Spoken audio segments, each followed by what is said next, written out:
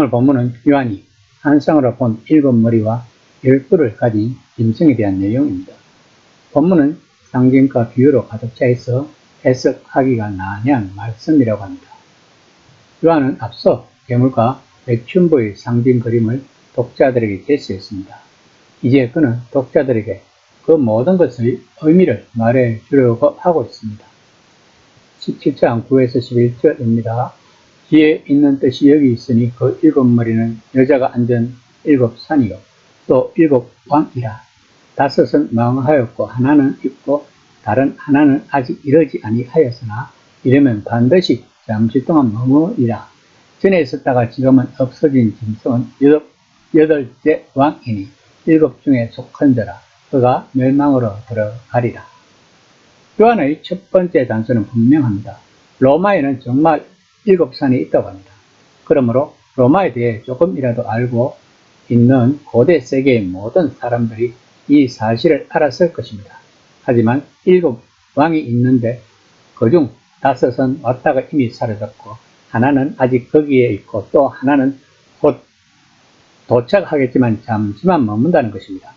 그리고 8번째인 동시에 7 중 하나인 또 다른 왕이 있다는 것입니다. 이들은 과연 누구일까요?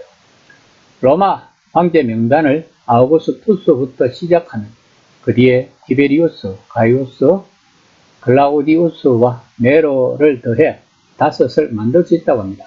이로써 68년에 네로의 죽음에 다다른다는 것입니다.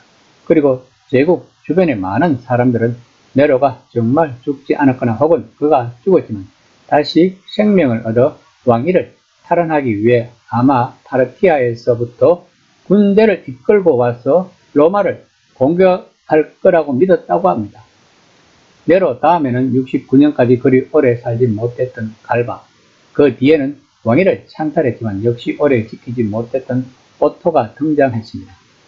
이로써 7이 되고 이때는 요한이 계시록을 기록하며 오토를 단명한 7번째 황제라고 얘기하고 있을 가능성이 높다는 것입니다. 오토는 기한하는 네로에 의해 축축될 것이고 네로는 전에 있었지만 지금은 없고 앞으로도 올 괴물이라는 것입니다. 즉 8번째지만 7 중 하나라는 것입니다. 그러므로 요한이 본문에서 이야기하는 것은 역사적 사실과 맞지 않는다는 것입니다. 본문의 7 숫자는 상징일 가능성이 높을 것입니다. 7왕은 괴물의 나라의 외견상의 완벽함을 나타내고 7 중에 하나인 8번째 왕이 등장해 나라를 새날로 이끄는 것처럼 보이겠지만 도리어 그는 나라를 파멸로 이끈다는 것입니다. 다시 말해 황자가 누구인지 정확하게 짜 맞추려고 애쓰지 말아야 할 것입니다. 중요한 것은 괴물의 나라가 무적의 완벽한 존재처럼 보이지만 이 제국은 더 큰 세력에 파괴된다는 것입니다. 17장 12에서 14절입니다. 내가 보던 10뿔은 10왕이니 아직 나라를 얻지 못하였으나 다만 짐승과 더불어 임금처럼 한동안 건설을 받으리라. 어린 양은 만주의 주시오 만왕의 왕이시므로 그들을 이기실 터이요 또 그와 함께 있는 자들 곧 부르심을 받고 택하심을 받은 진실한 자들도 이기리로다. 본문에서 10왕이 더 등장하는데 이 왕들에 대한 해석들이 많다고 합니다. 우리가 계시록 연대를 아무리 늦게 잡아도 2세기 말까지 늦출 수는 없다고 합니다. 그런데 만약 우리가 이미 열간 7 황제에다가 또 다른 10 황제를 더 하려고 한다면 우리는 계시록의 연대를 2세기 말로 잡아야 한다는 것입니다. 괴물 체제의 일부인 열왕은 더 광대한 로마 제국 안의 다른 통치 계급의 엘리트나 멀리 떨어진 곳에서 오는 왕과 군주일 가능성이 더 높다고 해석을 합니다. 이 10왕은 모든 면에서 매춘부 자신과 마찬가지로 괴물의 통치의 일부인 것입니다. 매춘부처럼 그들은 예수님의 제자들을 박해할 것입니다. 괴물의 통치가 절대하에 의존하고 각별한 충성과 숭배를 요구하기 때문에 그들은 어린 양을 박해할 수밖에 없었을 것입니다. 그런데 어린 양이 이길 것이라고 요한은 말합니다. 그분이 만주의 주 만왕의 왕이시고 그분과 함께 있는 사람들이 부름을 받고 선택받은 진실한 이들이기 때문입니다. 물론 어린 양은 언제나 이겼던 것과 동일한 방법으로 이기실 것입니다. 곧 자신의 피에 의해 그리고 자기 백성 진실함을 지켰던 순교자들의 피에 의해 이기신다는 것입니다. 17장 15에서 18절입니다. 또 천사가 내게 말하되 내가 본 바 음녀가 앉아있는 물은 백성과 무리와 열국과 방언들이니라. 내가 본 바 이 열불과 짐승은 음녀를 미워하여 망하게 하고 벌거벗게 하고 그의 살을 먹고 불로 아주 사르리라.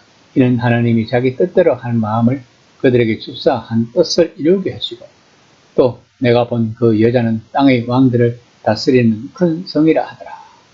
열불과 그 짐승들은 지금까지 음녀와 연합하여 하나님께 반역하고 자신의 권력과 부귀 영화를 뽐내었지만 내부 분열이 일어나 음녀를 미워한다는 것입니다.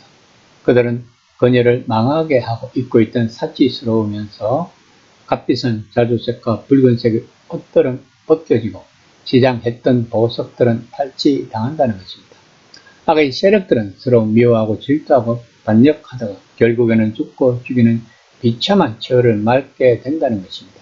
즉 악이 악에게 달려들어 그 가정에서 자멸한다는 것입니다. 이런 것을 보면 열왕이나 열불들은 잠시지만 결정적인 기간에 집단적 권위를 부여받아 괴물의 지배와 모든 악이 위기 국민에 도달하게 만드는 하나님의 도구가 되는 것 같습니다. 본문은 음녀의 처벌에 대한 성경의 묘사에서 일부 가져오고 또 원래의 바벨론 함락에 대한 이사야의 묘사에서 일부 가져온 것 같습니다. 이 간략한 바벨론 함락의 이야기는 앞으로 바벨론의 심판이 훨씬 더 상세하게 묘사될 끔찍한 장을 예고합니다. 그러면 오늘날의 음녀와 열랑들은 무엇일까요? 하나님을 대적하는 세상 권세인 만몬일 것입니다. 그러나 지금 그 만몬신은 교회까지 침투해 있는 것이 현실입니다. 그래서 우리는 어떤 기도를 하고 있는지 한번 심각하게 생각해 볼 필요가 있을 것입니다. 나는 과연 하나님을 중심으로 기도를 하고 있는지 아니면 내 중심으로 하나님을 도구로 사용하는 기도를 하고 있는지만 알아도 내가 과연 만몬신을 숭배하고 있는지 아니면 숭배하지 않는지 알 수 있을 것입니다.